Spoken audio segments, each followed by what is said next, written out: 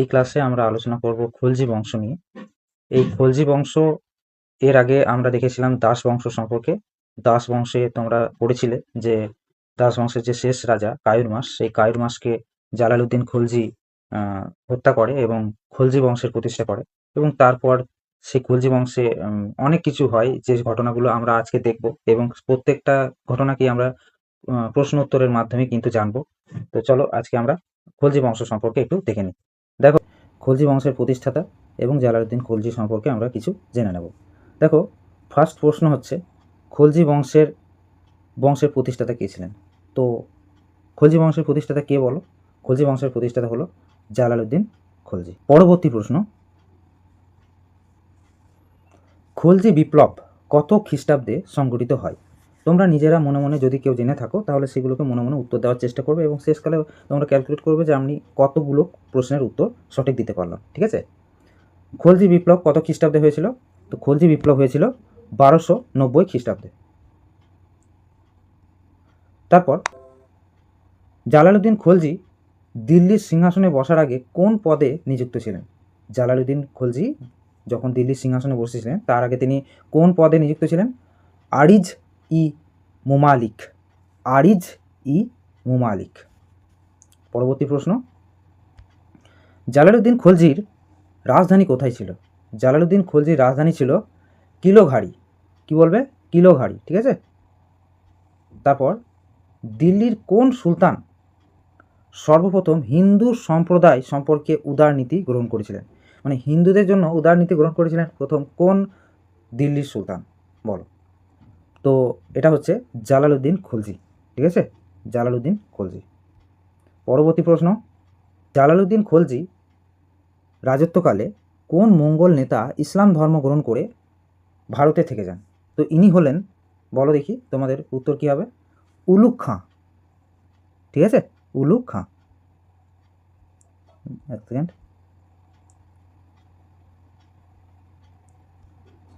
তো ইনি হলেন কি? উলুগ খাঁ। ঠিক আছে? পরবর্তী প্রশ্ন,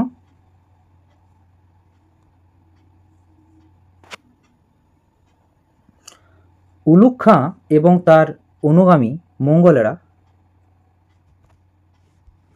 মঙ্গলেরা যারা ইসলাম গ্রহণ করেছিলেন তাদের কি বলা হতো? তো তাদের বলা হতো নব্য মুসলমান। কি বলা হতো? নব্য মুসলমান। পরবর্তী প্রশ্ন, জালালউদ্দিন খলজি রাজত্বকালে কোন দরবেশকে চক্রান্তের অভিযোগে হাতির পায়ের তলায় পিষে মারা হয়? বলো। এটার নাম হচ্ছে সিদি মওলা। ঠিক আছে? তো লোকটার নাম কি ছিল? সিদি মওলা। ঠিক আছে? পরবর্তী প্রশ্ন, আলাউদ্দিন খলজি সম্পর্কে জালালউদ্দিন খলজির কি হতেন? সম্পর্কে কি হতেন? তো তিনি ছিলেন ভাইপো এবং জামাতা। ঠিক আছে? ভাইপো এবং জামাতা। ভাইপোও ছিলেন, আবার জামাতাও ছিলেন। পরবর্তী প্রশ্ন, 1296 খ্রিস্টাব্দে জালালউদ্দিন খলজিকে কোথায় হত্যা করা হয়? জালালউদ্দিন খলজিকে হত্যা করা হয়েছিল 1296 খ্রিস্টাব্দে, এবং তাকে কোথায় হত্যা করা হয়েছিল? তাকে হত্যা করা হয়েছিল কারা নামক একটা জায়গা, সেই কারাতে। ঠিক আছে? পরবর্তী প্রশ্ন,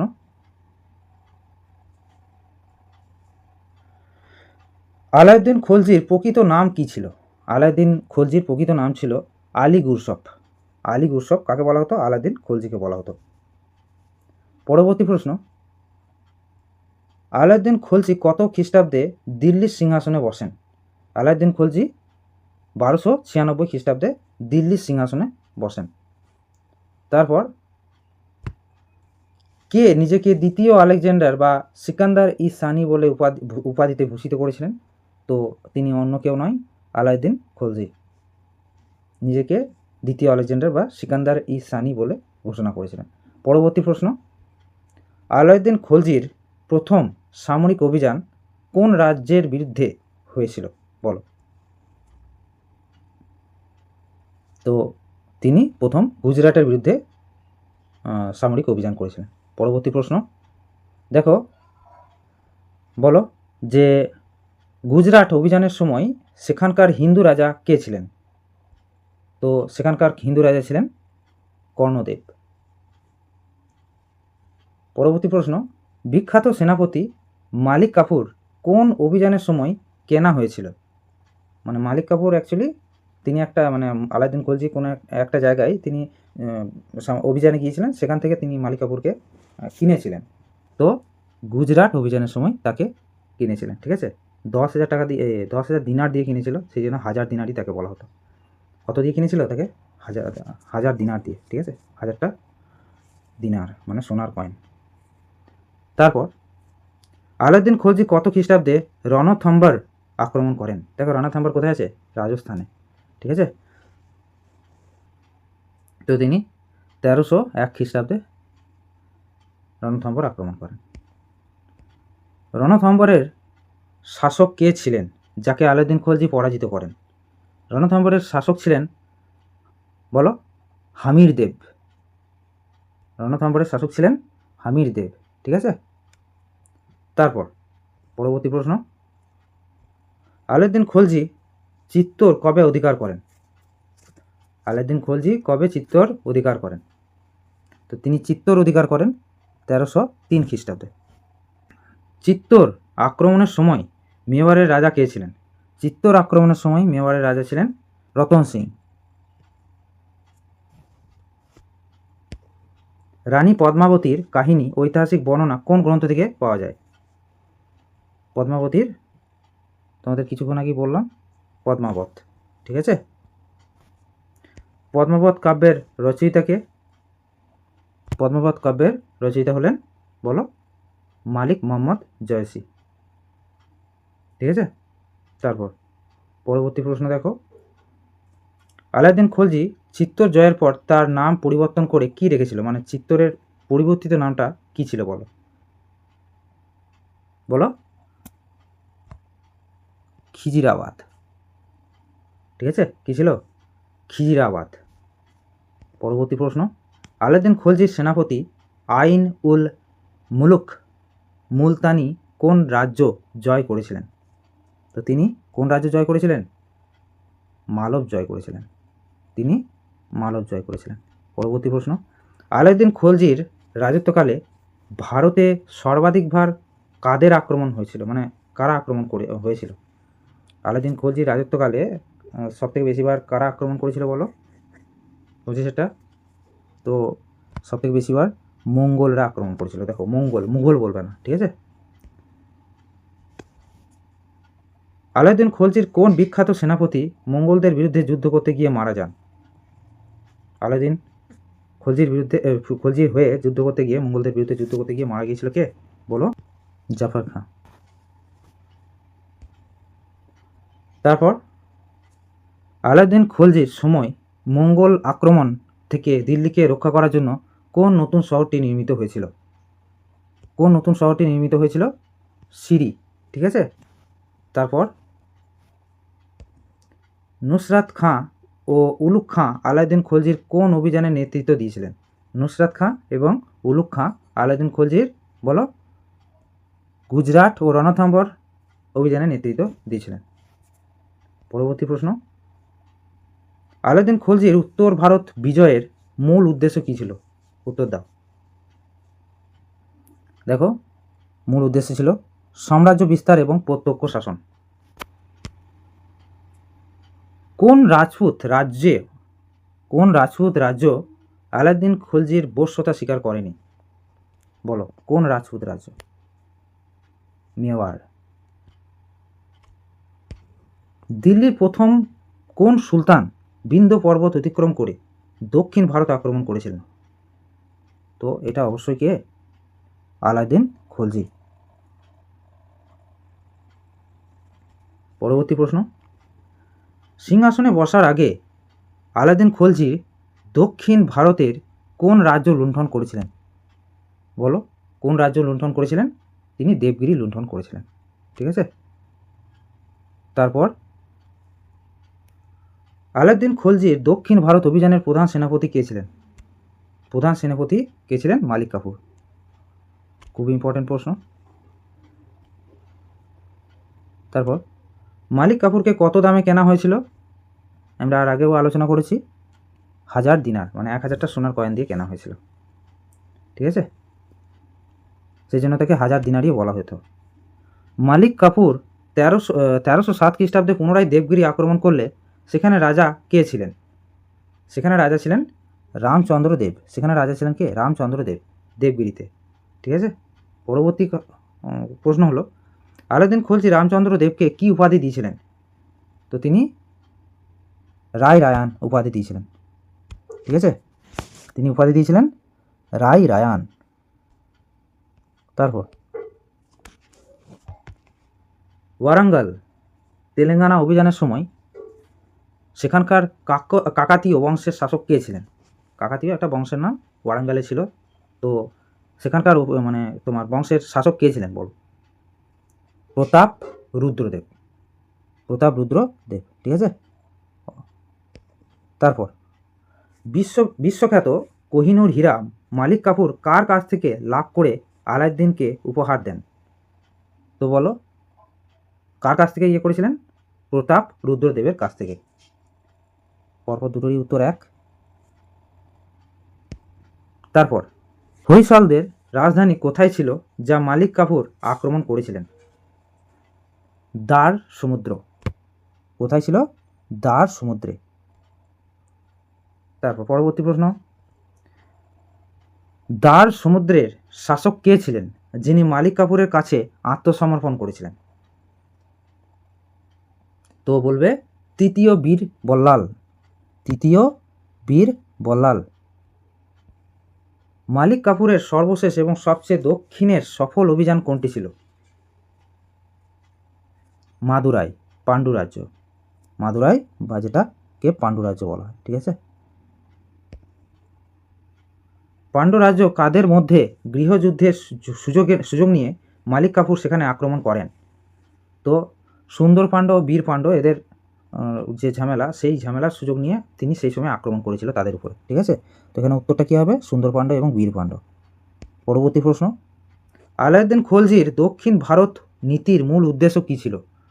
মূল উদ্দেশ্য ছিল, বুঝতেই পারছো, তারা কি করতে যেত? ধনসম্পদ লুণ্ঠন এবং বার্ষিক কর আদায়, ঠিক আছে।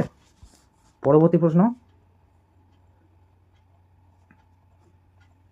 কোন দক্ষিণ ভারতীয় রাজ্য কখনো আলাউদ্দিন খলজিকে নিয়মিত কর প্রদান করেননি? বলো। পাণ্ডু রাজ্য কখনো নিয়মিত তিনি করেনি, ঠিক আছে, কর দেয়নি, ট্যাক্স দেয়নি। দক্ষিণ ভারত বিজয়ের পর মালিক কাফুরকে আলাউদ্দিন খলজি কোন পদে উন্নীত করেন? নায়েব ই মুমালিকাত। নায়েব ই মুমালিকাত বা উপ সুলতান হিসাবে তাকে স্থান দিয়েছিল। এরপর তার বাজার দর নিয়ন্ত্রণ এবং অর্থনীতি সম্পর্কে দেখব।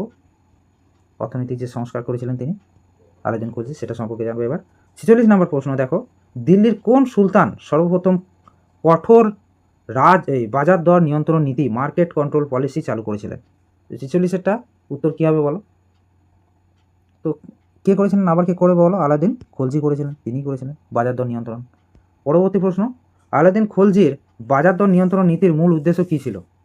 তো আলাউদ্দিন খলজির বাজার দর নিয়ন্ত্রণের মূল উদ্দেশ্য ছিল বিশাল স্থায়ী সেনাবাহিনীর ব্যয়ভার কমানো, ঠিক আছে।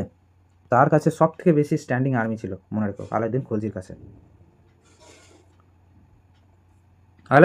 আলাউদ্দিন দিল্লিতে কয়টি পৃথক বাজার স্থাপন করেছিলেন? বলো। তো তিনি 4টি পৃথক বাজার স্থাপন করেছিলেন। পরবর্তী প্রশ্ন, আলাউদ্দিনের বস্ত্র, চিনি, ঘি ইত্যাদি বিক্রি বাজারের নাম কি ছিল? তো তিনি সেটাকে কি বলতেন? তিনি বলতেন সরাই ই আদল। সরাই ই আদল, ঠিক আছে। পরবর্তী প্রশ্ন, বাজার তদারকি করার জন্য আলাউদ্দিন খলজি কোন নতুন পদ বা দপ্তর সৃষ্টি করেছিলেন? ঠিক আছে, কিসের জন্য আলাউদ্দিন খলজি নতুন পদ বা দপ্তর, মানে বাজার তদারকি করার জন্য? এটাও খুব ইম্পর্ট্যান্ট একটা প্রশ্ন, ঠিক আছে। এর উত্তর হচ্ছে দেওয়ান ই রিয়াসত। দেওয়ান ই রিয়াসত। পরবর্তী প্রশ্ন, প্রতিটি বাজারের প্রধান পরিদর্শককে কি বলা হতো? তো প্রধান পরিদর্শককে কি বলা হতো বলো? সাহান ই মান্ডি। সাহান ই মান্ডি। পরবর্তী প্রশ্ন, বাজারের মূল্য নিয়ন্ত্রণের জন্য গুপ্তচরদের কি বলা হতো? তো গুপ্তচরদের বলা হতো বারিদ ও মুহিয়ান। বারিদ ও মুহিয়ান। পরবর্তী প্রশ্ন, আলাউদ্দিন খলজি গঙ্গা যমুনা দোয়াব অঞ্চলে রাজস্ব হার কত নির্ধারণ করেছিলেন? তো 50% বা অর্ধেক, মানে যা উৎপাদন হবে তার অর্ধেকটাই নিয়ে নেবে রাজা। পরবর্তী প্রশ্ন, দিল্লির কোন সুলতান সর্বপ্রথম জমি জরিপ কর রাজস্ব নির্ধারণ করেন? বলো। তো এটার উত্তর হবে, বলো কে করে থাকবে এসব কাজ? আলাউদ্দিন খলজি, তাছাড়া আবার কি? আলাউদ্দিন খলজি জমি জরিপের জন্য যে এক একক ব্যবহার করতেন, সেই এককটার নাম কি ছিল? তো মনে রেখো, সেটা হচ্ছে বিসা। ঠিক আছে, বিসওয়া। বাকি থাকা বা অনাদায়ী রাজস্ব আদায়ের জন্য আলাউদ্দিন খলজি নতুন কোন দপ্তর খোলেন? মানে এমন কিছু রয়েছে যেগুলো, যে রাজস্বগুলো এখনও বাকি রয়ে গেছে, ওদের কাছ থেকে এখনও পাওনা আছে, সেই ধরনের খাজনাগুলোকে আদায়ের জন্য একটা নতুন দপ্তর খুলেছিলেন। সেই দপ্তরটার নাম কি ছিল? সেই দপ্তরটার নাম ছিল দেওয়ান-ই-মুস্তাকরাজ। দেওয়ান-ই-মুস্তাকরাজ। দেখো, একটি প্রশ্ন, আলাউদ্দিন খলজি হিন্দুদের উপর কোন দুটি নতুন কর আরোপ করেছিলেন? তো এর উত্তর হলো ঘাড়ি মানে গৃহকর ও চারি মানে হলো চারণ কর। পরবর্তী প্রশ্ন, যুদ্ধে লুণ্ঠিত দ্রব্যের সুলতানের ভাগ 1/5 থেকে বাড়িয়ে কত করা হয়েছিল? যুদ্ধে লুণ্ঠিত দ্রব্য, এটাকে কি বলা হয়? খামোশ বলা হয়। ঠিক আছে, 4/5 মানে হচ্ছে কত পার্সেন্ট? 80%। ঠিক আছে, মানে যেটা প্রথমে 20% ছিল সেটাকে বাড়িয়ে একদম ডাইরেক্ট 80%-এ পরিণত করা হয়েছিল। পরবর্তী চলো। ঠিক আছে, দেখো, রেশন ব্যবস্থা বা পাবলিক ডিস্ট্রিবিউশন সিস্টেম প্রথম কে চালু করেন? তো রেশন ব্যবস্থা বা পাবলিক ডিস্ট্রিবিউশন সিস্টেম প্রথম চালু করেছিলেন আলাউদ্দিন খলজি। পরবর্তী প্রশ্ন, আলাউদ্দিন খলজির বাজার নিয়ন্ত্রণ নীতির বিস্তারিত বিবরণ কার লেখা থেকে পাওয়া যায়? আলাউদ্দিন খলজির বাজার নিয়ন্ত্রণ নীতির বিস্তারিত বিবরণ কার লেখা থেকে পাওয়া যায়? বলো। জিয়াউদ্দিন বারুনির তারিখি ফিরোজশাহী থেকে। জিয়াউদ্দিন বারুনির লেখা কি? তারিখি ফিরোজশাহী। তাহলে এখান থেকে কি জানলে যে তারিখি ফিরোজশাহী কার লেখা? জিয়াউদ্দিন বারুনি। ঠিক আছে, তারপর দিল্লির প্রথম সুলতান কে, যিনি একটি বিশাল স্থায়ী সেনাবাহিনী বা স্ট্যান্ডিং আর্মি গঠন করেছিলেন? তো এটা আমি তোমাদের প্রথমে শুরুতেই বলেছিলাম যে স্ট্যান্ডিং আর্মি সবথেকে বড় ছিল বা বেশি ছিল কার? আলাউদ্দিন খলজির। ঠিক আছে, পরবর্তী প্রশ্ন, আলাউদ্দিন খলজি সৈন্যদের কিভাবে বেতন দেওয়ার প্রথা চালু করেন? মানে ও কোন সিস্টেমে দিত? ক্যাশ দিত, পেটিএম করতো, ইউপিআই করতো, কি কোন সিস্টেমটা কী ছিল? তো সিস্টেমটা ছিল নগদ ক্যাশ দিত। ঠিক আছে, তারপর সেনাবাহিনীতে দুর্নীতি রুখতে ঘোড়াকে দাগ দেওয়ার প্রথাকে কি বলা হতো? বলো। ঘোড়াকে দাগ দেওয়া, দেখো দুটো জিনিস মনে রেখো, যে দাগ এবং হুলিয়া প্রথা চালু করেছিল আমাদের এই আলাউদ্দিন খলজি। হ্যাঁ, তো ঘোড়াকে বিভিন্নভাবে মার্কিং করা হতো, সেটাকে কী বলা হতো? দাগ। ঠিক আছে, তারপর সৈন্যদের সচিত্র বিবরণ বা বর্ণনামূলক তালিকা রাখার যে একটা প্রথা ছিল, সেটাকে কি বলা হতো? তো এটাকে বলা হতো তোমার হুলিয়া। ঠিক আছে, হুলিয়া বা চেহারা। ঠিক আছে, এই দাগ এবং হুলিয়া সিস্টেমটা চালু করেছিল কে? আমাদের আলাউদ্দিন খলজি। আলাউদ্দিন খলজি কাদের কাছ থেকে জমি বাজেয়াপ্ত করে তা খাস জমিতে বা খালিসাতে পরিণত করেছিল? খাস জমিতে পরিণত করেছিল কাদের কাছ থেকে নিয়েছিল? অভিজাত ধর্মগুরুদের কাছ থেকে। ঠিক আছে, পরবর্তী প্রশ্ন, অভিজাতদের বিদ্রোহ দমন করার জন্য আলাউদ্দিন খলজি কয়টি অধ্যাদেশ বা অর্ডিন্যান্স জারি করেছিল? কয়টি অধ্যাদেশ জারি করেছিল? 4টি অধ্যাদেশ জারি করেছিল। পরবর্তী প্রশ্ন, আলাউদ্দিন খলজি মদ এবং নেশা জাতীয় দ্রব্যের ব্যবহার সম্পর্কে কী নীতি নিয়েছিলেন? তো কি করেছিলেন? তিনি বলেছিলেন যে এখন থেকে পুরো ব্যান, সম্পূর্ণ নিষিদ্ধ করেছিলেন, সম্পূর্ণ ব্যান করে দিয়েছিলেন তিনি। ঠিক আছে, ভুল করে ওটা অপশানটাতে দাগ পড়ে গেছিলো। ঠিক আছে, চলো পরবর্তী প্রশ্ন, গ্রামের বংশানুক্রমিক রাজস্ব আদায়কারী হিন্দু আধিকারিকদের খুত মুকদ্দম বিশেষ অধিকার কে খর্ব করেছিলেন? মানে বলা হতো যে জমিদারের বেটা বা সেই জমিদার হবে, এই জিনিসটাকে সে তুলে দিয়েছিল। এবারে বলেছে যে যোগ্য হবে সেই জমিদারিত্ব হবে বা সেই তোমার হবে বংশানুক্রমিকভাবে খুদ মুকদ্দম এসব জিনিসগুলো আবার হবে। ঠিক আছে, হ্যাঁ, জমিদার এসব জিনিসগুলো মানে বংশানুক্রমিক হবে না, এটা যোগ্যতা ভিত্তিক হবে। হ্যাঁ, তো এই জিনিসটা মানে বংশানুক্রমিকটাকে খর্ব করেছিলেন কে? কে করে থাকবে এটা বলো তোমরা? তো এটা করেছিলেন কে? আলাউদ্দিন খলজি। তুতি ই হিন্দ বা ভারতের তোতাপাখি কাকে বলা হয়? এটা আমরা আগের ভিডিওতেই দেখেছিলাম, বলো কাকে বলা হয়? আমির খসরুকে বলা হয়, ঠিক আছে। পরবর্তী প্রশ্ন, আমির খসরু দিল্লির কোন সুলতানের প্রধান সভাকবি ছিলেন? কার সভাকবি ছিলেন এই আমির খসরু? দিল্লির তোতাপাখি কার মানে সভাতে তিনি বসতেন? তো তিনি আলাউদ্দিন খলজির সভাকবিতে মানে সভাতে বসতেন, ঠিক আছে। তারপর দেখো,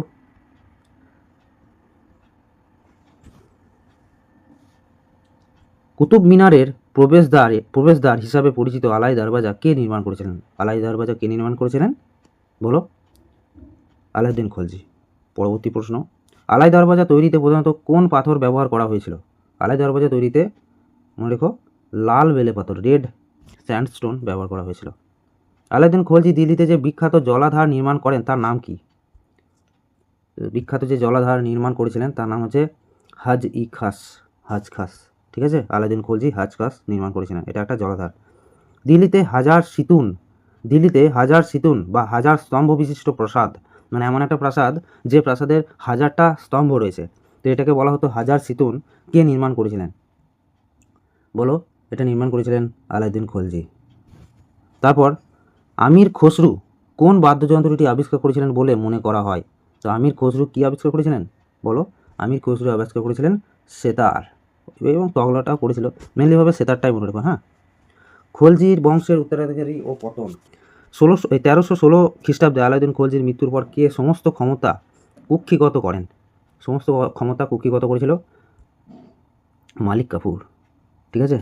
তারপর মালিক কাফুরকে কে হত্যা করেছিল? মালিক কাফুরকে আবার কে হত্যা করলো? মালিক কাফুরকে হত্যা করলো আলাউদ্দিনেরই একজন দেহরক্ষী, বডিগার্ড। পরবর্তী প্রশ্ন, দিল্লির কোন সুলতান নিজেকে খলিফা বলে মনে করেছিলেন? দিল্লির কোন সুলতান নিজেকে খলিফা বলে মনে করেছিলেন? কুতুবউদ্দিন মুবারক শাহ খলজি, ঠিক আছে, নিজেকে খলিফা বলেছিলেন। খলিফার, দেখো এর আগে আমরা পড়েছিলাম যে ইলতুৎমিশ নিজেকে খলিফার প্রতিনিধি বা খলিফার কাছ থেকে তিনি পেয়েছিলেন 1229 খ্রিস্টাব্দে এরকম সময় করে, কিন্তু ও বলছে না আমি নিজেই খলিফা, ঠিক আছে। তো কে বলেছিল এই কথাটা? কুতুব মুবারক শাহ খলজি। তারপর 79, খলজি বংশের সর্বশেষ শাসক কে ছিলেন? খলজি বংশের সর্বশেষ শাসক ছিলেন বলো? খুসুর খাঁ, ঠিক আছে, নাসিরউদ্দিন খুসুর শাহ আর কি। তারপর লাস্ট কোশ্চেন আমাদের আজকের ক্লাসের, খুসুর খাঁ কে পরাজিত ও হত্যা করে কে তুগলক বংশ প্রতিষ্ঠা করেন? তো বুঝতেই পারছো, খুসুর খাঁ এলো, ওকে মারবে, নিয়ে একটা নতুন বংশ এবারে শুরু হবে। তো বলো কে এটা করেছিল? গিয়াসউদ্দিন তুগলক, বা যাকে গাজী মালিকও বলা হয়ে থাকে, ঠিক আছে। এই গিয়াসউদ্দিন তুগলক তোমার তুগলক বংশের প্রতিষ্ঠা করলো। তো পরবর্তী ভিডিওতে আমরা কি দেখব? তাহলে এখন থেকে ক্লু পেয়ে গেলে যে আমরা তুগলক বংশ নিয়ে পড়াশোনা করব। তো যে প্রশ্নগুলো এতক্ষণ পর্যন্ত আমরা দেখলাম সেগুলো খুবই ইম্পর্ট্যান্ট, ভালো করে মাথায় ঢুকিয়ে নিও, খুব ইম্পর্ট্যান্ট কিন্তু, ঠিক আছে। তো দেখা হচ্ছে পরের ক্লাসে, ততক্ষণ পর্যন্ত ভালো করে পড়াশোনা করো। ওকে, বাই।